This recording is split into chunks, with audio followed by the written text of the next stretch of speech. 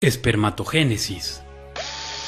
¿Sabías que, al inicio de la pubertad en el hombre, aproximadamente entre los 10 y 14 años, comienza la producción de espermatozoides o espermatogénesis al interior de los testículos?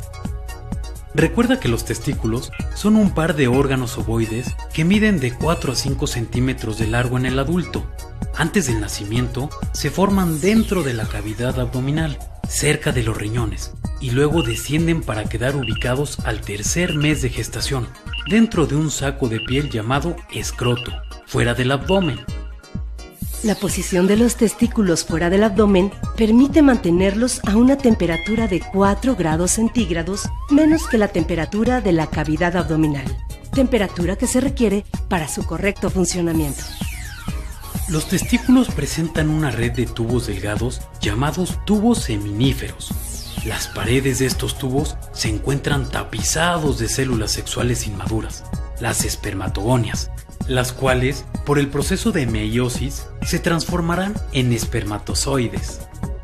Descripción de la espermatogénesis.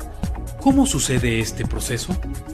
En la adolescencia, las espermatogonias se multiplican en el interior de los testículos y reducen a la mitad el número de cromosomas, pasando de 46 a 23 cromosomas característicos de las células sexuales humanas. La espermatogénesis se realiza en varias etapas en 74 días, tiempo necesario para que se formen los espermatozoides. La primera etapa dura 26 días.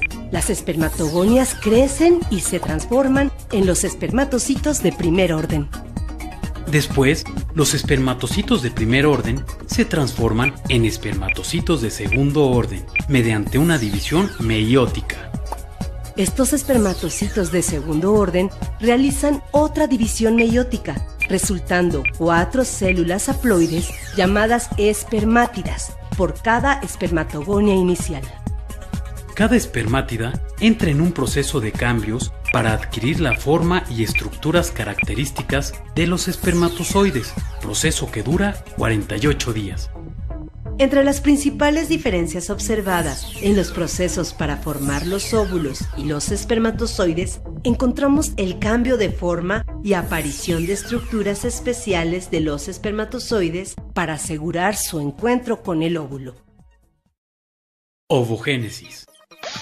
¿Sabías que la ovogénesis es el proceso de formación de óvulos? Se inicia al tercer mes del desarrollo fetal, en las células del ovario llamadas ovogonias, células sexuales no diferenciadas.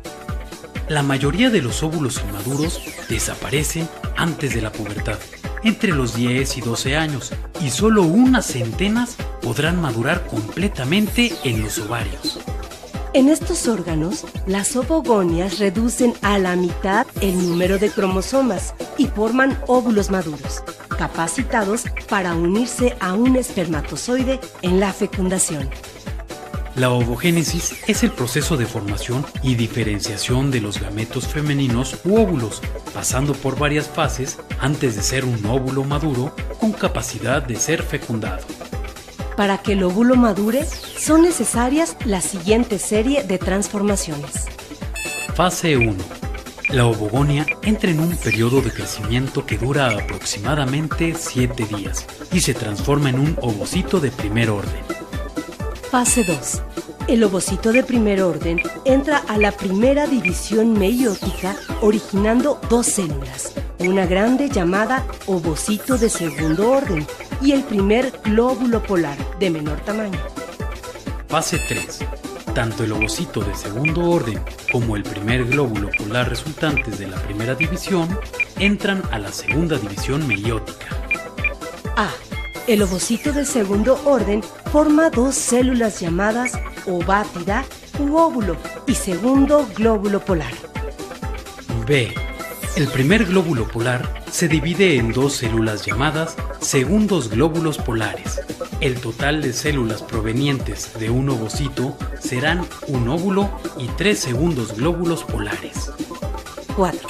En cada división, el material celular queda dividido en porciones desiguales, constituyendo la porción de menor cantidad, el llamado glóbulo polar, que termina por desintegrarse. 5. Sucede lo mismo en la segunda división, quedando al final un óvulo maduro de cada ovogonia. Existen marcadas diferencias entre los procesos de ovogénesis y espermatogénesis. Estas diferencias son: 1. Acumulación de mayor cantidad de material nutritivo durante la ovogénesis, no así en la espermatogénesis. 2. Producción de un gameto funcional durante la ovogénesis y 4 espermatozoides en la espermatogénesis. 3.